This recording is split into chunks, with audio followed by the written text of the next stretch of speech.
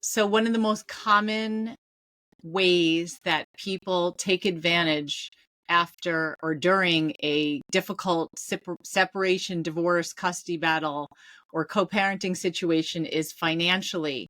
And one of the most common ways we see this happening is through taxes. So today's guest, I'm so happy to have back, is someone who knows a lot about this and I'm sure can give you a number of answers on how to deal with it properly. So welcome, Nancy, and please introduce yourself and what you do, because we've sent so many people over to you in the past few years. Thank you, Lisa, and thank you so much for having me back. My name is Nancy Rossner. I'm an attorney and the executive director of the Community Tax Law Project. We are a low-income taxpayer clinic located in Richmond, Virginia, and helping low-income Virginians with tax issues. We're part of a national program, so there are clinics in almost every state across the nation. And our goal is to provide free legal services to folks that have issues either with the IRS or with their state taxing agencies.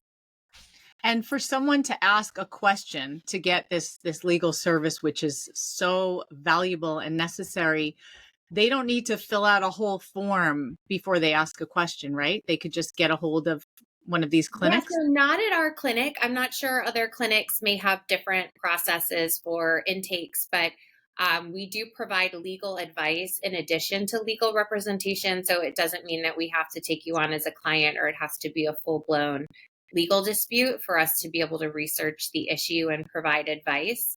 And there is an IRS publication that has a list of all of the clinics that are currently being federally funded across the nation. And so that's IRS Publication 4134. So if you just do a quick Google search, you can pull that up, and it's organized by state, and you can see if there's any clinics in your state or near your state that you could reach out to with income tax questions. Right. And I know that many states have more than one clinic, because I think we talked about California having something like 13 clinics. We have a lot. Yeah, it's a big state and a lot of population there. So states like California, New York have multiple clinics in order to help support just the volume of people there that qualify for their services. Oh, so helpful. Well, I'm thrilled that that has not changed since the last time we talked. So we're gonna continue sending people over to these clinics, especially because where can you get free legal advice about money, which again is present in 99% of the relationships of the community that we're dealing with. So let's talk about, Nancy, what are some of the most common ways that you see abusers using taxes to inflict further abuse on their victims, especially post-separation? There's definitely a few main ways, and some of which, unfortunately, folks are probably pretty familiar with. So the other spouse filing a tax return and claiming the kids when they're not entitled to, claiming the kids as dependents or for other credits. And if they do so and they're the first ones to file, it actually prevents the other spouse, the rightful claimer of the children and the credits, from being able to claim them and file electronically. So the return gets rejected. It forces the second filer to file by paper, which IRS processing times are still pretty lengthy when it comes to processing tax returns by paper. And if the IRS is seeing multiple tax returns claiming the same children or even the same, other dependents, it sends up a red flag for the IRS. So they may audit the tax return. They may require additional paperwork and documents before they'd be willing to release any refund that's due. So that's definitely one of the main ways. And we see that not just with the children, but with also the survivor's information. So whether that's claiming a survivor still as filing jointly, and that prevents them from going forth and being able to file their own separate tax return, claiming them as a dependent, which also causes issues for them when they try to go to file, and just generally using their information without their permission when it comes to taxes. So that's definitely a tactic that we see that can wreak a lot of havoc and that can cause quite some time to resolve, which is unfortunate. I think when these things happen, especially with the people that we talk to, they assume there's nothing they can do about it. Like my ex did this Right. and I'm stuck. Is Right. that true? It's not true. I'm happy to say that's not true. So usually our first recommendation there is if you try to file electronically and it's rejected because your social or one of your children's or dependent social security numbers was already used. So it is supposed to give you a rejection code when you file electronically if it's rejected. Um, File by paper. So print out the tax return, sign and date it. Try to send it certified if you can, just so you have tracking information to show exactly when you submitted it, to show that it was, filed on time or when it was filed. Um, and then wait to hear from the IRS. So IRS should follow up at some point, either with the refund or with a letter saying, we need more information. They might mention someone else already used your information on a return, or we received other information regarding dependents on your return. And that's a great time to get a clinic involved. So reaching out to them, providing a copy of the notice you received so they can see what's going on, and a copy of the tax return. So it's really important to keep records. And I know sometimes that's hard when maybe your living situation isn't stable or you feel like you don't have a great place to keep those records safely. But if possible, it is important to try to keep copies of what you have, because it's going to be able to help the attorney to assist you in hopefully resolving those outstanding issues. Great. So people should hear that just because this has happened to you and it is really, really common, that you shouldn't just give up and feel like a victim, that you should pursue finding out what rights you have. And especially with something like these tax clinics, you can get free legal advice on what to do, even if they don't take your case, but just to at least start being pointed in the right direction on how to Right. get the relief that you hopefully are entitled to. Right. And just to learn more about your rights and how to better protect yourself, maybe next year, trying to file earlier, file as soon as you have all of your tax records. That way, hopefully, if you're the first to file, you're not going to run into issues with someone else claiming you or claiming your dependents that then prevents you from being able to go on and file. Yeah. Okay. So, what other options do victims have to protect themselves or find relief regarding tax situations? So I do want to mention just some resources. The IRS has some different programs to try to combat against what they consider identity theft. And a lot of times, if it's between two spouses, the IRS says, well, it's not really identity theft, it's a civil issue. But I think there are some arguments that can be made there, especially if there is domestic violence, if there's protective orders. It's not sort of this standard, separation that the IRS may, sort of categorize it as. So there's the Identity Protection PIN program, or the IP PIN program, where survivors can sign up with the IRS to be enrolled in this program, where you're assigned a PIN number that you then must use when you file your tax return electronically. Otherwise, the return won't be accepted. So the benefit to the survivor there is that if someone else tries to use your information to file, the return's going to get rejected because it's not going to have your specific PIN. So That's amazing. yes. I do want to sort of Wow. give some caveats with that program. So the IRS assigns a new number every year at the beginning of the year, generally, end of the year, beginning of the filing season. And it's a new number every year. So what that means is you have to have your address updated with the IRS to your current address, because if you are moving around or you don't have a stable address, that information could be going, to an address where you're not located, or you might have difficulty receiving or accessing that information. And then that might cause problems for you if you're trying to go and file your tax return. There are ways to retrieve the IP PIN, which is sort of the shorthand for that special PIN number.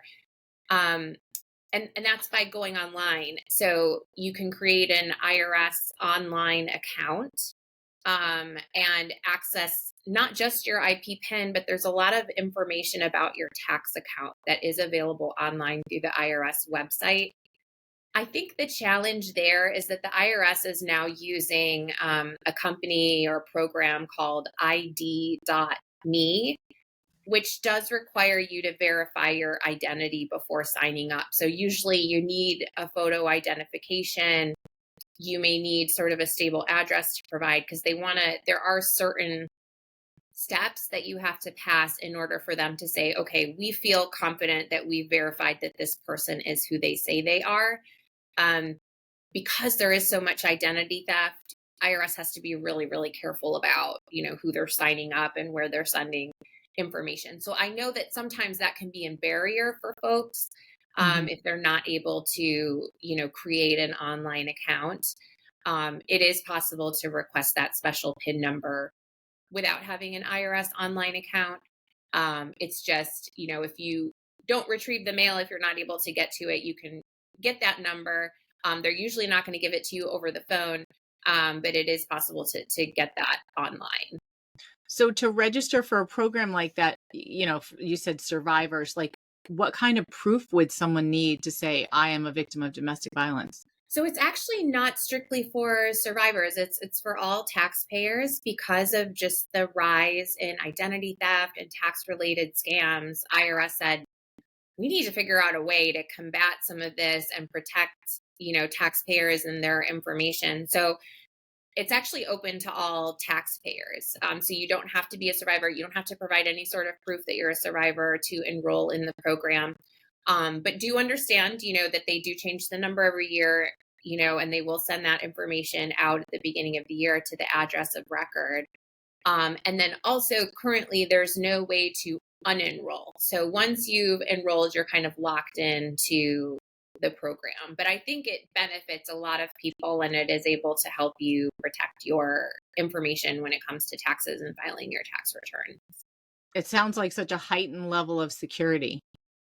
Yes, yes. And, IRS is constantly trying to find new ways. I mean, I think sometimes it does create a barrier to access because they are trying so hard to protect information. And I think they have to weigh, providing easy access, but also protecting, taxpayer information because, once your social security number's out there, your date of birth's out there, there's a lot that scammers can do with that information, unfortunately. And sort of speaking to that, a survivor leaving an abusive relationship, if the abuser has some of that information, there are things they can do with that other than taxes. We've had clients where the abusers opened up a business using their social security number, and that causes tax problems and other problems, or going and taking out loans using their information, and that can cause other problems. So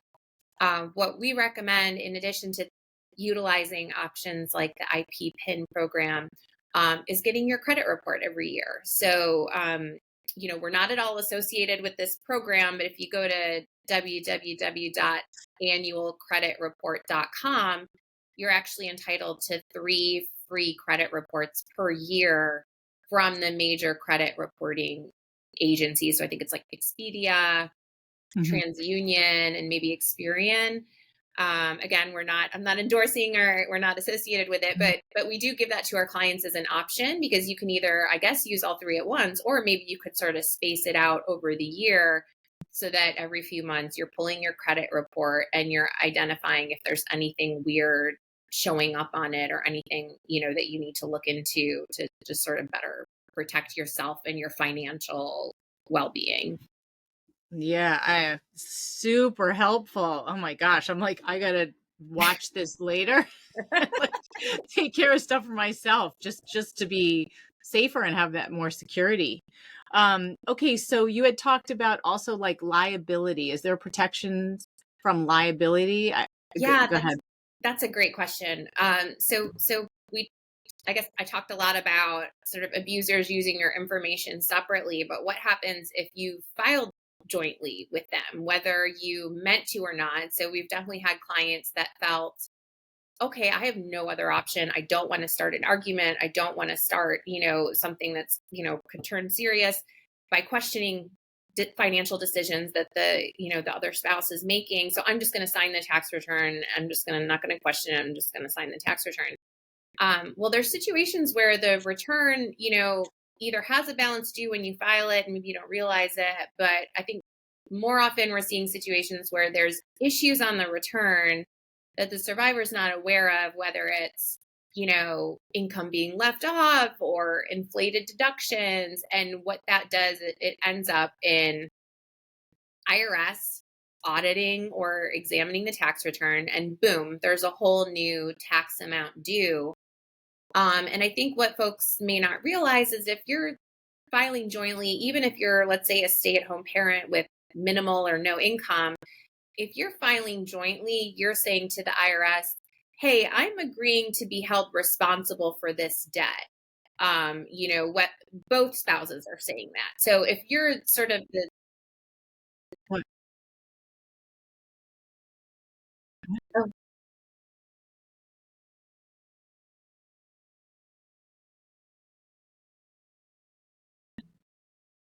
Oh no.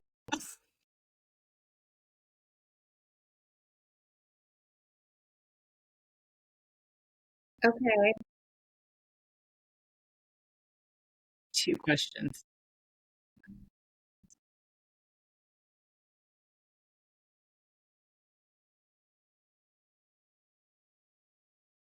Oh, okay. Okay. okay, Ah, that was so good. I All right. wonder where we were. I know. Okay. Well, what I'll do is because Nancy, you had started talking about something else that from another question, and I thought I'll just ask officially, like, what are some other forms of financial abuse that you have seen, uh, in your work? Because you mentioned opening a business, etc. Yes. Okay. So are we going to start like officially? Yeah, Or we'll just do okay. that. Okay. I'm ready.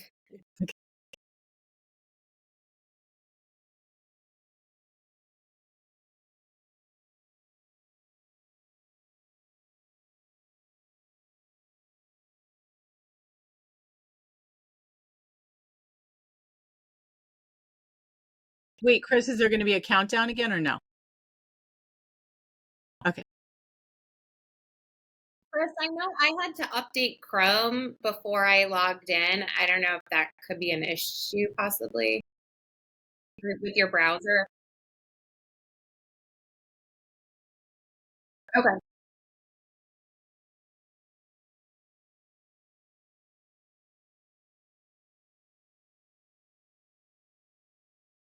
Okay. Oh, we were going so strong. I know. I think we're still like live streaming. Are we? Oh, Maybe. fun. I know. Little behind the scenes. Yeah. Bloopers.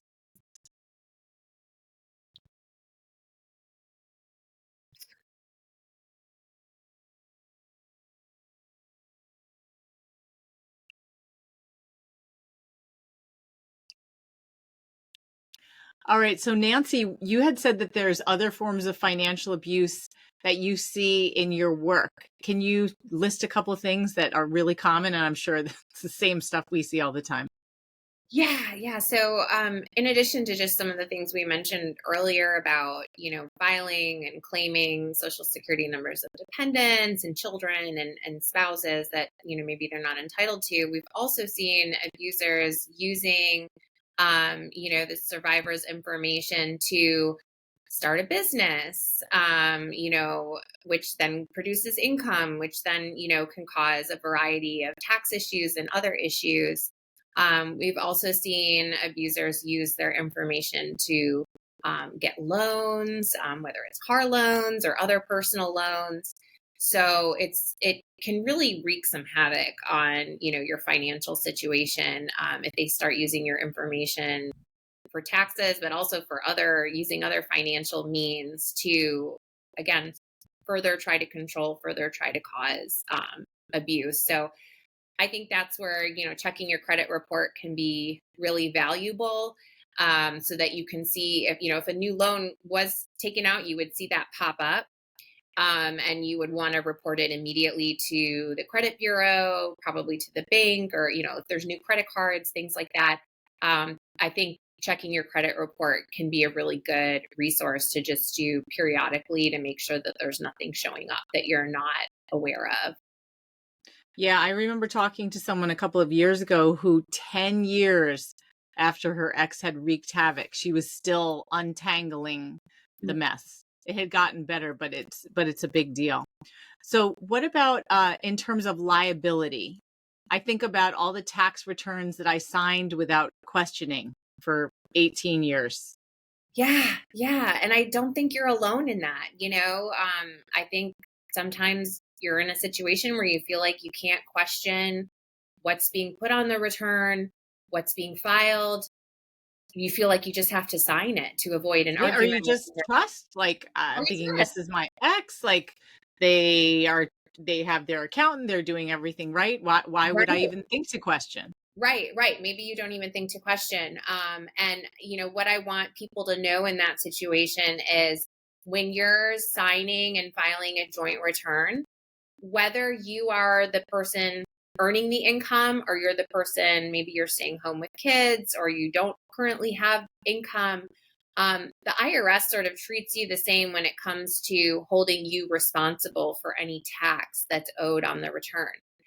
That can mean either tax that's owed when you file the return or tax that can become due if, let's say, the tax return is later audited or examined by the IRS and the IRS says, hey, I think there's actually some issues with the return. You left off some income or you were inflating business expenses, and we actually think you owe, X amount.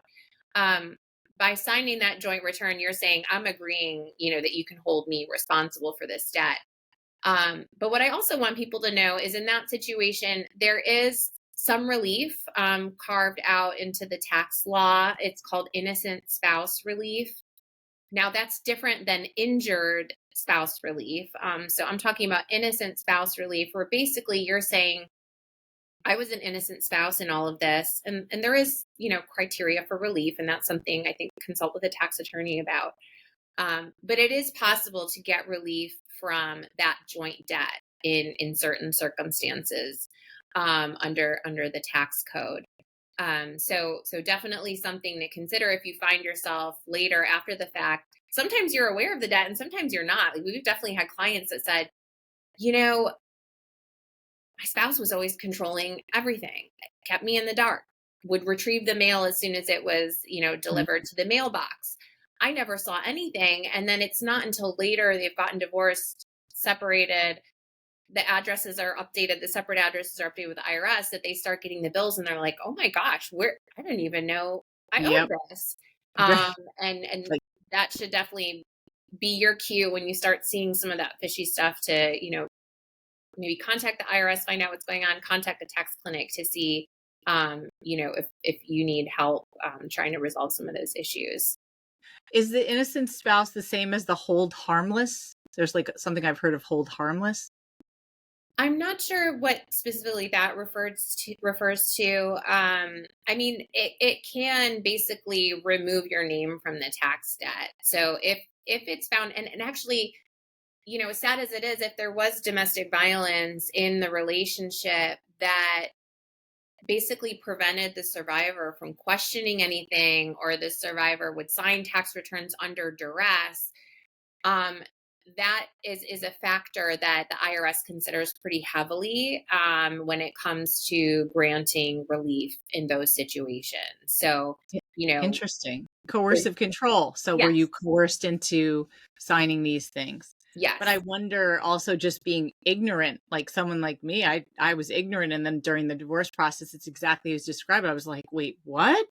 What is this $60,000 that went here? Like I don't even know any of this. right, right. And I think, that's where the facts of the circumstances can really get specific and weigh either in favor or against relief, because the IRS feels that if you're sort of putting your head in the sand, Mhm. that's not really a defense. So if you're just saying, well, I'm just not even going to pay attention to it, and I'm not responsible for that.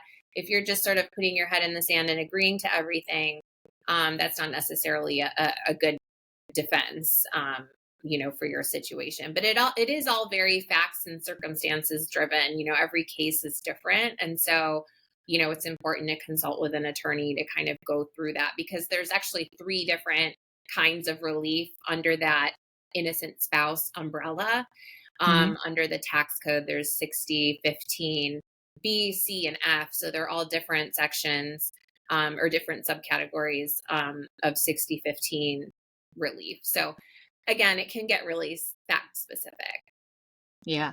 So speaking of that, during a divorce, people usually get an attorney, but it's a family lawyer. And so that person specializes in the family law part of it. Yeah. But there's often all these other issues that are involved that a family lawyer doesn't really know because they're not a specialist. Like, for example, if a couple has a business together, it's almost like two different divorces going on at the same time. And many people don't think about, well, I really should consult a business attorney to figure out my rights regarding our business. And I need the family lawyer to figure out my rights involving the divorce. Right. So, because taxes are such a huge issue and tax fraud in our community, how can family lawyers coordinate with tax attorneys, especially when drawing up legal agreements? Because I'm sure you can imagine the stories that we hear from victims who say, I just found out that we have $100,000 in tax debt, and now we're trying to negotiate, and I'm being told that I'm going to have to split that. So how can we get people on the same page before it Yeah. gets too late? Yeah, I mean, I think it's really important if possible. And I realize this may cause an increase in fees, if you're in a situation where you're paying for an attorney and you don't qualify for free services. It's still really important to consult with a tax attorney when it comes to some of these matters, because if the legal agreement doesn't address it at all, or if it addresses it but not in the right way, it can really put yourself at a disadvantage, put the survivor at a disadvantage when it comes to taxes. So, for example, when it comes to claiming the children, if the agreement can speak to that, so it can say, spouses will alternate years. Once one child ages out, who's able to claim the other child? There's a lot of questions that can come out, and I think that it can be used as, number one, a tool for negotiation. So, if you're saying, well, the kids are going to live with me full time, but I'm willing to allow you to claim them, for certain credits, not everything, because the IRS doesn't allow the non-custodial spouse or the parent the kids aren't living with to claim them for everything. But there are some credits, like the dependent credit and the child tax credit, that you can essentially give away to the other parent. So sometimes that can be a bargaining chip, when it comes Yeah. to negotiating the divorce and trying to come to an agreement. But just also making sure to address that. What if they're not current on child support? Can that be a factor? And if they're not current, then you get to claim the kids. I think there's a lot of ways that you can negotiate some of these issues. But if it's not addressed at all in the agreement, you have a little less protection too, because there's nothing sort of preventing that other spouse from claiming the kids, other than the IRS. So, that is a factor. But if you have an agreement, you could take them to court for breach of contract. If you're saying, hey, I'm supposed to claim the kids, and then they go ahead and claim the kids, you have a right of action there. So it's just something to consider. I will say, though, that the IRS isn't required to follow the divorce decree, or, specific agreements when it comes to taxes. However, it can be persuasive. So again, going back to that innocent spouse question, let's say all of a sudden you have this $60,000 tax pop up, right? And you had filed jointly that year, and you don't know why that happened, or what was going on. Um, if the survivor is seeking relief and they have a divorce decree that says, other spouse is taking, responsibility for all of these taxes, and is not holding survivor spouse responsible. Well, IRS will consider that.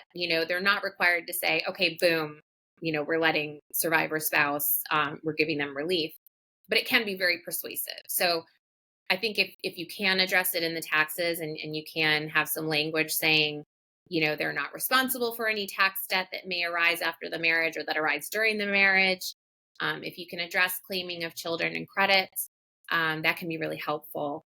And then just one note about the sort of exchanging of credit, so to speak.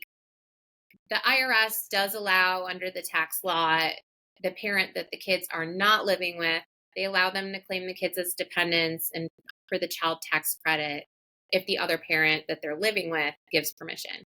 However, the earned income tax credit cannot be given away. So someone who is low income and working and has kids that may usually qualify for the earned income tax credit, even if they've said the other spouse can claim the kids, that is the one credit that can't be given away. IRS doesn't allow that. So if the kids are living with you, you may still be entitled to claim them for the earned income tax credit. Maybe not as a dependent or as, for the child tax credit, but the earned income tax credit, if you're low income and you're working, that can be thousands of dollars depending on, how many kids you have and what their ages are. So definitely something to keep in mind. All hope is not lost if you've said the other parent can claim them. If the kids are living with you for over half the year, you may be entitled to claim them for that, very valuable credit, the earned income tax credit. Oh, that's great to know. Now, something that you addressed a little bit earlier was the agreement and how important it is to cover certain things in that agreement. I know I had a great agreement which protected me from things that I thought, oh no, what if I'm responsible? But I wasn't. And I think that it's not only important to cover issues like this in agreement, but to assume that in the domestic violence situation, that an abuser is not going to comply with that agreement and have enforcement language built in, which Nancy, you gave an example, like for example, if someone is not current in child support, then the consequence would be that they can't get certain rights. Like there's responsibilities as well. Mm-hmm, mm-hmm. And that's the kinds of things. Coordination with other lawyers can be really valuable. And, even if you're working with a legal aid lawyer, again, they can reach out and coordinate with the tax low income taxpayer clinics. We've definitely coordinated at times with our local legal aids on some of these issues or help them try to interpret, certain clauses. So I think that can be really helpful because, you're talking about your long-term financial health, especially if you have young kids. So, I realize it can get expensive, but, in the long run, it may be, worth it to, consult with a tax attorney in addition to the family law attorney you may be working with. Right. And I think that the goal with everyone that we work with is to avoid going back to court. So if you can have a document that with airtight language, that will really protect you in the long run. One of the number one things that we see people going back to court over are agreements that are not written properly, where the language is vague. Right. People disagree, and then they have to go to a higher authority to figure it out. And that ends up costing loads of money as well as time and energy. So it really is important to get it right as much as possible the first time and to learn your rights. Yeah. Yes, absolutely. Yeah. So now with the current filing season, what do you think is the most important thing for victims to know about when filing their taxes? So, other than the IPPIN program that I mentioned, trying to be the first one to file, I know we're at the end of filing season this year, but you can obviously file at any time. It's just having resources, things like the electronic filing stops usually becoming available either at the April 15th deadline or the October 15th extended deadline. But there are a lot of resources out there. There's the volunteer income tax assistance program where you can get tax returns prepared for free during the filing season. So that's a federally funded program nationwide, and volunteers get certified to prepare tax returns for free. There's also an online option, getyourrefund.org, another great resource. They'll prepare your tax returns for free online, and you're basically communicating back and forth online. So sending your documents over, sending your tax information over so that they're preparing your tax returns for you for free. Again, another federally funded program, so you can feel secure with sharing your information through that. The IRS also, this was the first year they came out with something called direct file. So IRS saw that people were having issues with some of these big box preparers sort of baiting people into doing returns that were supposed to be free, and then all of a sudden they're hit with fees once they get through the return preparation part. IRS created its own software, and they started this year in just a few states. I think it was mostly states that don't have a state income tax, where you can use the actual IRS program to file your tax return for free. And it's supposed to be pretty similar to, again, some of these big box, preparation softwares. So just another resource I think to be aware of, that you can use during filing season, and a lot of them are free, which is a really great option. And then I do want to mention there was a recent change in the law that has to do with the earned income tax credit. So again, that's geared towards low income working individuals with or without children. So there is a credit if you are low income and you meet these other requirements. It's just a bit lower if you don't have kids, but if you have kids, it can be thousands of dollars. So normally, if you were married but filing separately from your spouse, you would actually not be eligible to claim that credit under the law. That has since changed. So if you are married but you've separated either under a legal separation and you're no longer living together, or you've been separated and apart for the last 6 months of the year, generally given that situation, you'd still be able to file separately and claim the earned income tax credit. So there were people that were missing out on thousands of dollars that can really help you sort of get started on your own, separate, that now they're going to be able to claim and be eligible for. So I think with that, you have to make sure the software is catching it. There's probably a special checkbox. You want to make sure that you're getting that if you're eligible for it. But it is an important and a recent change in the law. So want to make sure to mention that as well. Wow. Okay. So now back to what you said about the volunteer income tax prepare. I almost feel like, wait, so do we not need to use paid accountants for what is this? You might not. So they do have some, limitations. They're not going to do like super complex returns, and there are some income limitations. But I think this year, I want to say it was, maybe $50,000 or $60,000 for the year in income.